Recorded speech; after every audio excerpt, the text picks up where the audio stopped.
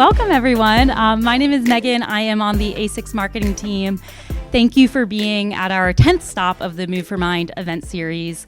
The Move for Mind campaign started in order to address the exercise gap between men and women. So our goal is to have conversations where we can break down the barrier and close the gap. So big thank you to Fleet Feet Louisville for hosting us, and to Julie and the Megs for being here and being a part of the discussion. We'll have a Q&A section at the end, so feel free to ask any questions you may have, but also feel free to hang around after and chat with our panelists, and also have some coffee, have some charcuterie, and also in your little goodie bags, there is a discount card in there. So feel free to hang around and shop as well. And with that, I'll pass it off to the Megs and Julie to introduce themselves. Thanks, Megan. I am also Megan with Believe in the Run, the co-host of the Move Her Mind event series with Megan. There's a theme here in case you haven't noticed. And as Megan said, this is our 10th stop, and my first time in Louisville, both our first times in Louisville, my first time in Kentucky, and it's lovely here, so thank you all for having us. And we have a very lovely charcuterie board over here, a breakfast-themed charcuterie board, so make sure everybody dives in if you have not yet. But yes, thank you all for being here. We had a lovely run together this morning. It wasn't too nasty. I think it could get a little worse today, but we're very thankful that you guys all took your Saturday morning here to spend some time with us. As Megan mentioned at the very beginning, ASICS commissioned a study on the gender gap in exercise, and that is why the Megs are traveling the United States to increase awareness around some of those study findings. So each one of our stops has had a little bit of a different theme to it, depending on our guest for the day. But really, we're trying to give resources to women to help move to the amount that we want to move our bodies personally. So that was one of the biggest findings they found in this global study, was that the amount of time or energy women wanted to have to be able to move their body in the way that they felt fulfilled was not happening for the majority of women. And then, of course, we questioned the guys on, like, why do you think this is happening? Why aren't women moving as much as they want? And they said, well, because they're unhappy with their bodies. And women were like, no. We don't have enough time. We don't have enough resources. There are not enough minutes in the day to do this. So we thought it would be wonderful to kind of take this message out and like help provide resources for you all. But we also know that the people sitting here today are probably moving our bodies a little bit more than the average folks are. So make sure that anything you learn here too, you're taking back to the women in your lives to help maybe support them to move their bodies in a way that fulfills them, whatever that might look like. So without further ado, I'm going to let our guest for today introduce herself. We are very lucky to have Julie here with us today, a physical therapist and founder of Sergent Wellness. And then you can tell us anything else that we feel like the audience should know about you. Okay, well, that was great. Thank you, Megan. I'm Julie Sergent. I've been a physical therapist for 16 years. I'm a mom. I have a 9-year-old daughter. I'm an avid gym goer. I love strength training. And I am, as Megan said, the owner and founder of Sergent Wellness. That is a physical therapy and PEMF practice here in Louisville. We help active adults and athletes break the cycle of pain and injury and really just be able to get back to doing what they love and participate in life fully. Our primary demographic is women, and so the whole, like a big part of my life's work, just being a longtime fitness encourager and a physical therapist, is inspiring women and encouraging them to, and finding a way, helping them find a way to prioritize movement and kind of integrate that into their lives. So when I learned about the Move Her Mind event and the ASICS study and the whole series, it was just kind of like right up my alley. Like, this is what I'm all about. So I'm so excited to be just a small part of this conversation. And thank you guys all for coming.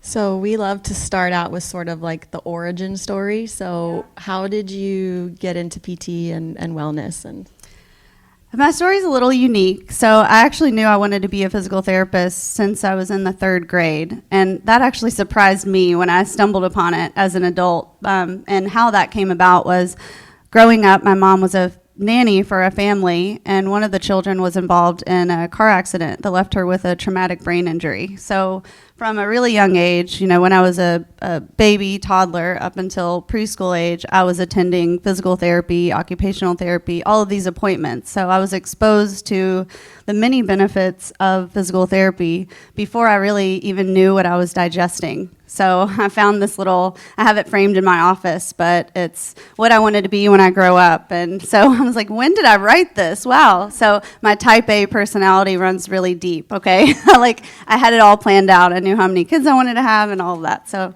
yeah, it's kind of cool. So just in starting Sergent Wellness, it's a cash-based practice. So we are able to kind of operate outside the bounds of traditional healthcare. And I worked in a military hospital, I worked in private practice, acute care, so I've worked in a lot of settings, and I just saw the correlation of like quality of care and the demands and the productivity. So I knew that I needed to kind of carve my own path to make sure I maintained a passion for the career that I've known I've loved since I was young. So yeah, I'm really grateful. That's wild. I mean, how many of you even knew what a PT was when you were in third grade? I didn't. Right. That's really cool. Yeah, very, very cool story. So you knew you wanted to be a PT from a very, very young age. Where did your movement journey begin, and when did you fall in love with specific types of movement and strength training? Was that also something that has been deeply ingrained, or has that changed over your life? You know, it's really changed. I feel like I've gone through lots of like trials and tribulations, and a lot of people are surprised to hear that I was not an athlete as a child. It wasn't something that was really encouraged. I did a little gymnastics, I did a little soccer, but nothing really to speak of. And so I really started getting involved in fitness, I would say late high school, early college, where I would kind of like dabble in the weight room. I didn't really know what I was doing. I did a little bit of distance running when I was in PT school. That was easy to kind of squeeze in between classes, and I also did some weight training then. I would say my strength training really got more serious about like 8 to 10 years ago. And I had my daughter, she's 9. I hired a coach and really got serious about it, I would say, around the time that she was born. And so the journey has been not without trials and tribulations. I've had different things that have happened in my life where it's kind of made me look and transition into different types of fitness, just based on what would serve me best. Because sometimes I think, depending on what life phase we're in, how old your kids are and how, demanding other things are, you have to kind of be open to adjusting what that looks like. And so I've had to learn the hard way sometimes. And I can be just as stubborn as a lot of my patients, and that's why I use support and I have a coach myself, because sometimes, providers need the support too. So, yeah. Megan joked like how many of us knew what a PT was when we were younger, but I don't think I knew what one was as an adult, really. And like to this day, I think of a PT and you think of someone you go to only when you're injured. Right. So can you talk to us a little bit about what you do and like the day-to-day? Yeah, so I think that's really truthful, in that a lot of people associate physical therapy with like post-operative, you had surgery, you need to go, or something really hurts. And I think there's such an underutilization for physical therapy when it comes to just like performance optimization and staying healthy and being able to stay ahead of the pain and the injury. And so we really work a lot on prevention. So some people I might work with initially for an acute ache, pain, or injury, but after that, first 2 or 3 months, then we might kind of transition into a more maintenance program where I'm seeing them regularly for, say, every 4 to 6 weeks, and that's just to kind of tease out things that come up or modify their programming so that they can continue to be as successful as they want to. So over the last 9 months, I think, mm-hmm. I have brought a physical therapist into my life, and I'm embarrassed that the first time I did that was when I was 41. But, we all learn at our own speed here. And I was really surprised that it wasn't just strength training, right? Mm-hmm. Like he literally looked at my entire body. It was a ton of soft tissue work. So tell us a little bit about like if a runner or an endurance athlete comes into your clinic, like what are the types of things that you find are very beneficial for those types of athletes as far as treatment go? Yeah, so we use a combination of therapy. So that's always really manual therapy heavy initially, because if somebody's having pain or something's kind of been popping up for a chronic amount of time, so say more than 6 weeks or a few months, we've got to do some treatments to help normalize the soft tissue and get the muscles kind of back to where we need them. We also use, I do dry needling, so that's kind of it's described as a deep tissue massage on steroids. So that's a really targeted way and efficient way to elicit some muscle retraining, kind of a way to remind your brain that the muscle is there. And we also have PEMF, which is pulsed electromagnetic fields, and that's a really innovative therapy that is complementary to the physical therapy. So that is a machine that you lie down on. We administer the PEMF through coils, and essentially it's like an anti-inflammation type of tool. So it helps with everything from tendinitis, osteoarthritic pain, headaches, muscle tension. I will say personally, when I use that machine, let's say I'm kind of really sore from like my first week of training, it'll almost like remove a layer of the soreness.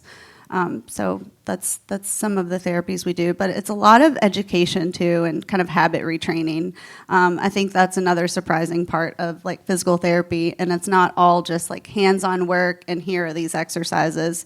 I think a good physical therapist really does look at the whole picture and kind of see where the problem's coming from and what external to their physical body could be contributing to that. And that's, I think, something that's unique that we do is really tie in all of the body systems. You know, I'm asking about sleep and nutrition and hydration, and so there's a lot that goes into it. And I think that I'm just excited to be able to spread the word on all the benefits of physical therapy, because there's definitely no shame in doing it later. I think it's great that you haven't really needed one until then. And are there, did you want to say something on that? I was going to say, I probably needed one a long time ago, but you know, we all have to come around to like accepting that need, right? Yeah. And so kind of on that note, are there exercises or treatments that you would recommend to anyone regardless of age or fitness level that you just think would be beneficial for everyone? That's a big question. I think, PEMF, the tool that we have in our clinic, I kind of relate to like drinking water or meditating. I don't know who it wouldn't be good for, because it's cellular health and optimization. Another one is just being really dynamic in your warm-up and preparing your body for the activity ahead, whether it's running, strength training. I think a big thing that I see in practice, a big source of injury, is just not giving yourself enough time. So a lot of us might sit at a desk for upwards of 6 or 8 hours, or we're sitting for a really long time, and then we have that like maybe 45 minutes, that 1 hour that's in the gym, and we're really conscious and aware of how we're holding ourselves. But it's really more important how you position yourself and how you go about the day just in your everyday tasks. So I think there's a lot of impact that can be had, and that's really, I think, the biggest shift for a lot of patients. It's not all about doing the hands-on work and the therapy. It's how they kind of integrate this way into their own life.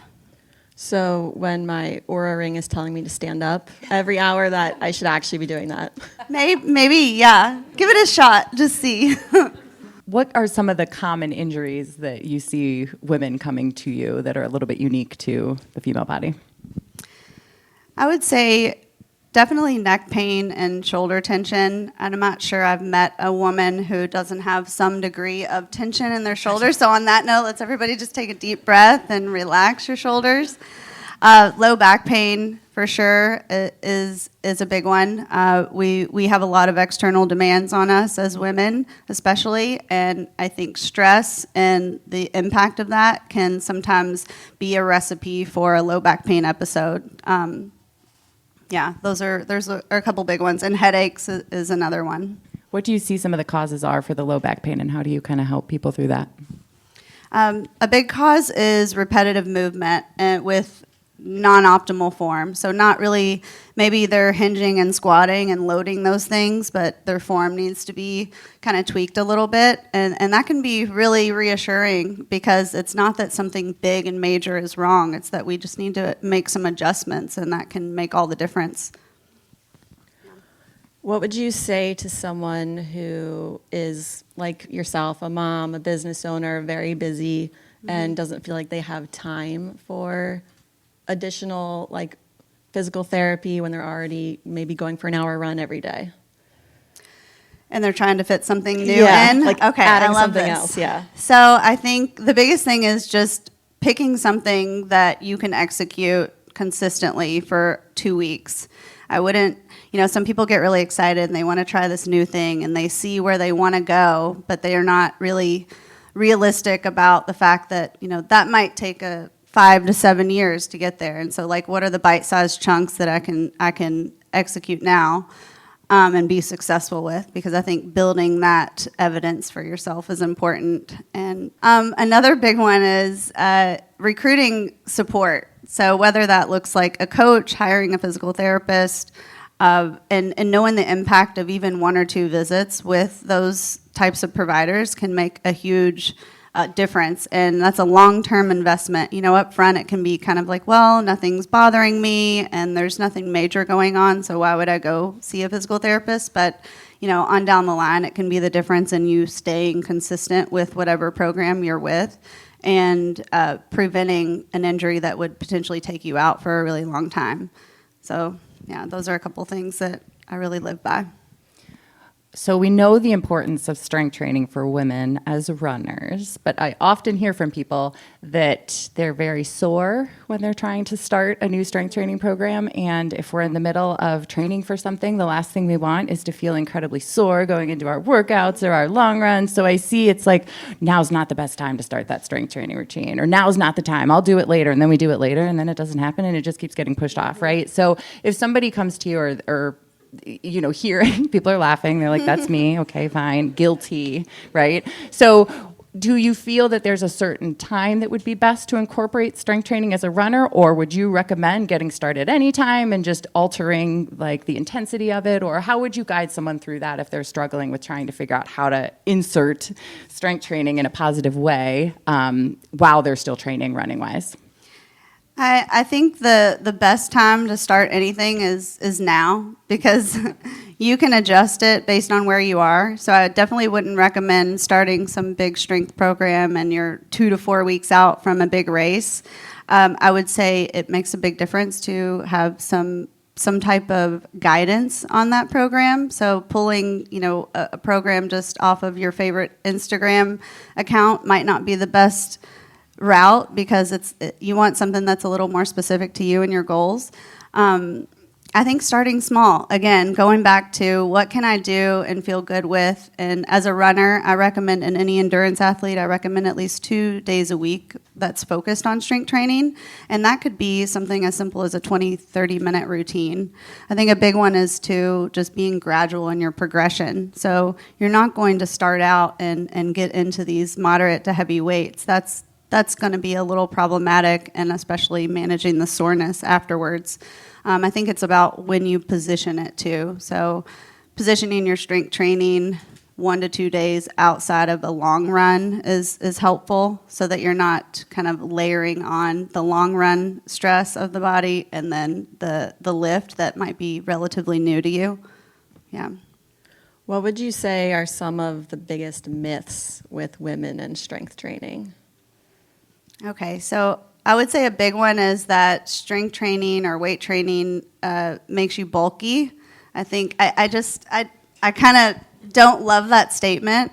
I think, one, it takes a long time. It takes really years to develop strength and muscle tissue. And I live for the day that strength and being strong, and I think we're really moving towards this, is associated with independence and beauty and just an ability to live life and participate in life fully. Like, a big reason that I train consistently, and I would say the number one reason for me, is mental health.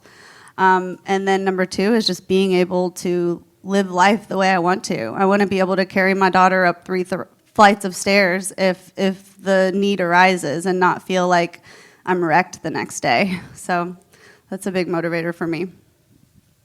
And then we'll stay on the topic of myths. What are some of the biggest myths around pain and recovery? A big one is just if any of you have experienced pain and it's acute and it's really intense, I think we might relate that to something is really wrong, and you kind of go into this panic mode and this fight or flight. And I think something I want everyone to walk away with is thinking of, and Kelly Starrett said this, and I've always lived by it, that pain is really a request for change. It's an invitation to make an adjustment to something. And sometimes it is as simple as like cleaning up your running stride or cleaning up your hip hinge pattern so that you're not irritating some soft tissues or some disc. So that's a big one, that something is really permanently wrong and I'm never going to get better. I think it's what can I do different, and if we could just really get curious about what's happening, and a lot of times that's gonna require hiring some help. Yeah. I think pain is good feedback, right? Yeah. Like none of us want to be in pain, but it's good feedback to listen to. And I agree. I think bringing someone on to help us that understands where that pain's coming from, instead of letting our minds spiral into what could potentially be happening, but somebody like you who's an expert on the human body, how things connect, if there's pain here, where is that coming from, what could that be from, I think is just invaluable, as you mentioned, to our mental health too, so we're not spiraling thinking that something tragic is happening, and really being able to understand our movement patterns and why we're feeling pain. And it's just wonderful to have people like you to help us do that. Great. Thank you. What's something that you would want everyone to know about PT, and specifically for women, and some of maybe the benefits? I would say that a little goes a long way. So I think a lot of people will associate physical therapy with, I don't have time to start this new thing. I don't have 3 times a week to go into an office. And I'm here to tell you that's not what it takes. A lot of patients can come in for one visit. We give them a couple exercises, maybe a couple habits to integrate, and then I want to see you again in 2 or 3 weeks. So kind of not making it out to be this big mountain, that it can really be adapted to what you need based on where you are in life and what your goals are. And are there any tips you would like to leave the audience with from a movement and women's standpoint of things that you wish everybody knew or did? I would say the biggest one, and just along the lines of injury prevention, is really taking the time, if you're going to initiate a strength program or you're in a strength program right now and you feel like maybe a little lack of confidence in how you're doing the movements, or am I doing this right, is getting help. So whether that's a really skilled personal trainer or a physical therapist, and just making sure you have those foundational movement patterns nailed down. And then, since a lot of you are runners, I would say the biggest thing that could help is just taking care of your feet. So I'm a big proponent of get out of the shoes for a while, use the lacrosse ball. There's 25% of our body's joints and bones are in our feet, and so it really takes some effort to care for them so that they can propel you. Speaking of feet, we want to thank ASICS for this tour here and providing great cushion to our Tootsies here to take care of them. But yes, thank you so much, Julie, for all your expertise. And we want to open it up to see if any of you guys have questions for Julie or either of us. Hi. Thanks, guys. This was super informative and awesome to hear. I kind of have a two-parter. First of all, I think it's awesome that you can carry your 9-year-old up 3 flights of stairs. She's small for her age. I will add that. I mean, I'm small, so yeah. Well, nonetheless, it's really impressive. So I guess it feels like a lot of beginner runners, in a training program, there's a lot of attitude and speaking around goal setting. And so from a strength perspective, how would you suggest somebody who's a beginner runner, they're just getting into strength training, have appropriate goal setting for being in the gym or doing PT exercises? And then the second part is in a gym setting, which can definitely be a male-dominated environment, as a woman, how do you, assert yourself and take up a comfortable space and make sure that you feel safe in that environment doing your strength training or setting your goals? Yeah. Great questions. So the first thing is starting out with a strength program. I would say doing a weight, so whether the exercise is bicep curls or squats, doing a weight that you can execute with really good form for 10 to 12 reps is a good place to start. So I don't think it's safe to initiate strength training and work at this capacity of like, okay, what weight can I lift only 3 times or only 6 times? That's a progression that you could get to maybe in a matter of 6 to 12 months, but laying that foundation again is really important. And then as far as being comfortable taking up space and in the gym, that's been a real journey for me. I actually trained solo at my office for about 6 to 8 years before I joined a gym just a little over a year ago. And that was my first time, I guess, in about 9 or 10 years walking into a big gym space where there's like other people and a lot of equipment. And that is definitely a male-dominated environment. So for me, it was a few things. It was just being consistent and continuing to show up, and then having support. So I have a friend that I meet usually like once a week, so there's some accountability there. And then just really pep talking myself to step out of my comfort zone. Like, okay, reminding myself I belong here too. I can take up space. It's okay. And I think a big driver for me too is my daughter. So I want her to feel comfortable in that space. She's been going to the gym with me since she was really young.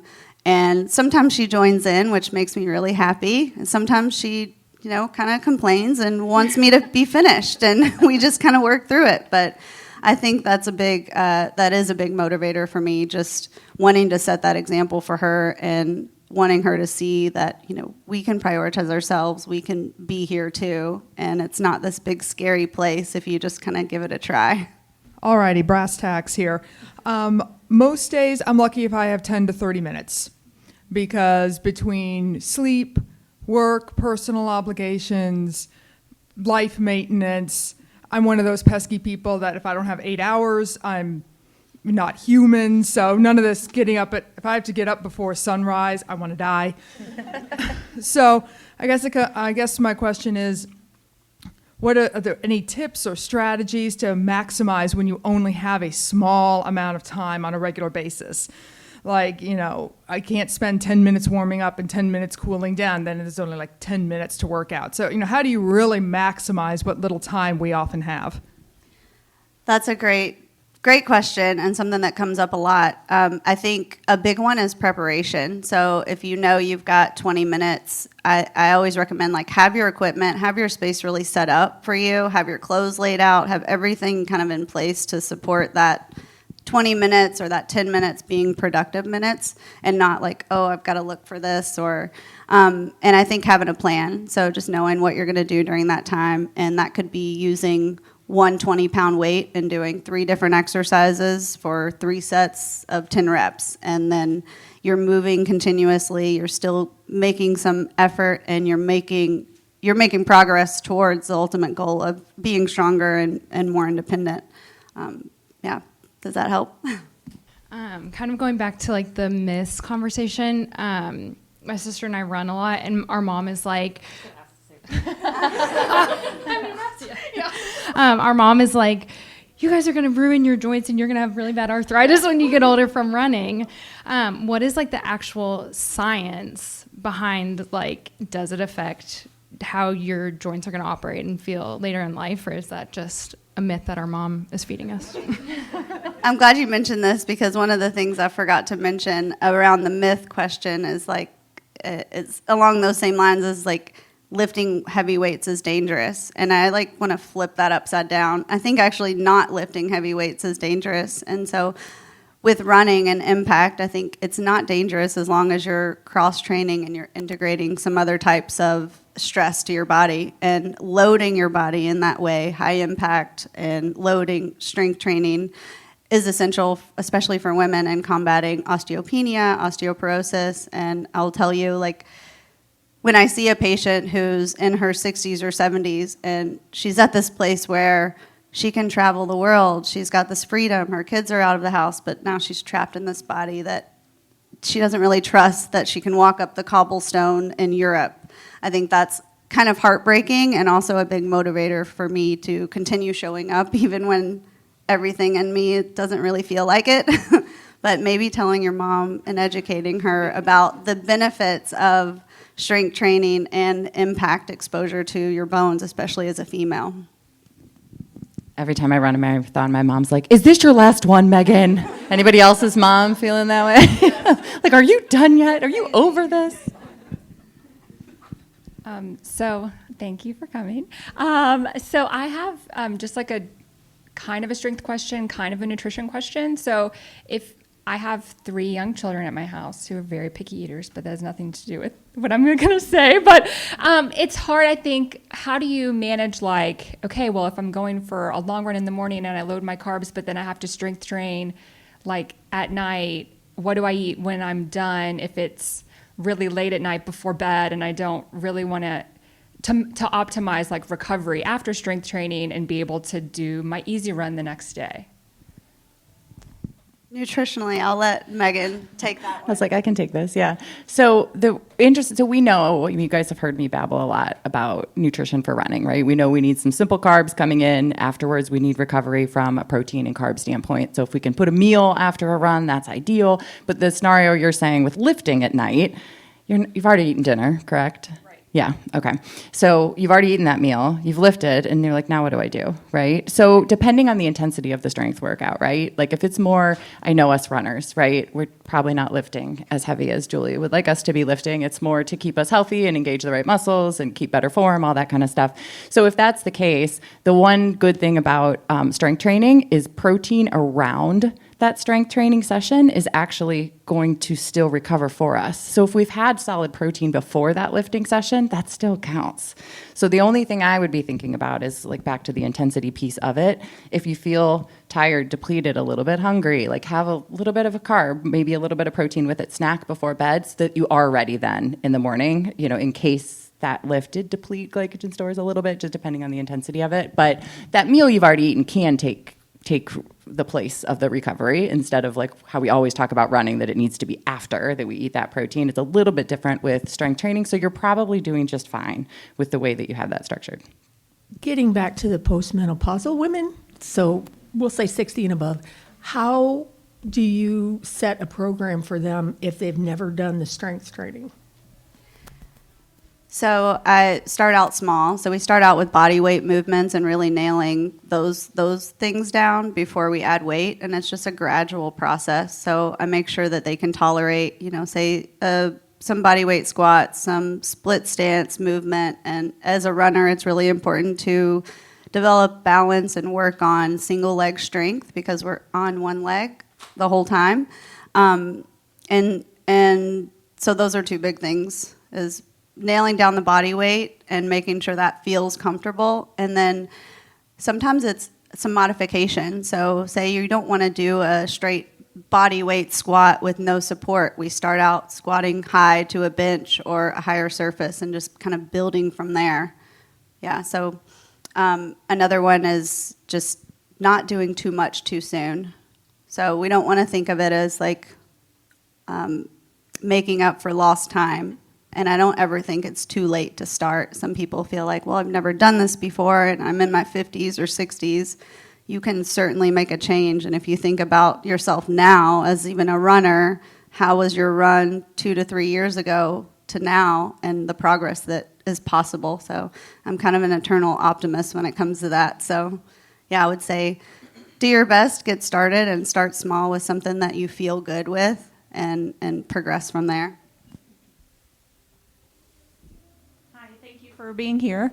To the 2 women up front, I think with your mom asking the question about can you survive, I've had rheumatoid arthritis for 30 plus years, and last year I did my 10th marathon, so it can be done. But a question from the physical therapy side of things, what I have found when I go see a physical therapist, I find I'm talking to them about everything and anything, and they almost become a therapist. Do you find that's what's happening with the people that are coming to see you? And do you find that they're also wanting that mental side of the therapy as well? Absolutely. Yes, I think when you spend time with any type of provider, and the hours compound over the weeks, you learn a lot about them. It's just like if you go to your hairdresser and you're like, "Wow, I just really overshared there," but that's like what you're there for. That's part of it. And I think a lot of people who get to the point of sitting in my office, they are just so exhausted with what they've gone through. They've maybe tried lots of different therapies. They maybe have been to other PTs, and they're just so tired of dealing with the thing that they're dealing with. And so a lot of tears, a lot of crying, and apologizing for things they don't need to apologize for. I will say my men don't apologize quite as much. But I'm like, no, you're totally fine, because this is a huge release. And sometimes even when we do the manual therapy techniques, it can cause an emotional release, because you're entertaining this area that has been so sensitive and protected for a long time. So I think that's really common. And one of the reasons I love what I do so much is that I get to have that connection with people and help them in that journey any way I can. And also recommending, I'm always asking when things are kind of giving me a little bit of a flag around the mental health support. I make sure, are you working with a therapist? Do you have history working with a cognitive therapist? And I'll make recommendations just with some of the community partners we have, because that I certainly don't want to be that primary type of mental health therapist. However, you cannot help but integrate that into every plan, because that's such a big piece of it. All right. Well, thank you all again for joining us this morning. And there's plenty of charcuterie and coffee left, so hang around. And yeah, thanks for being here.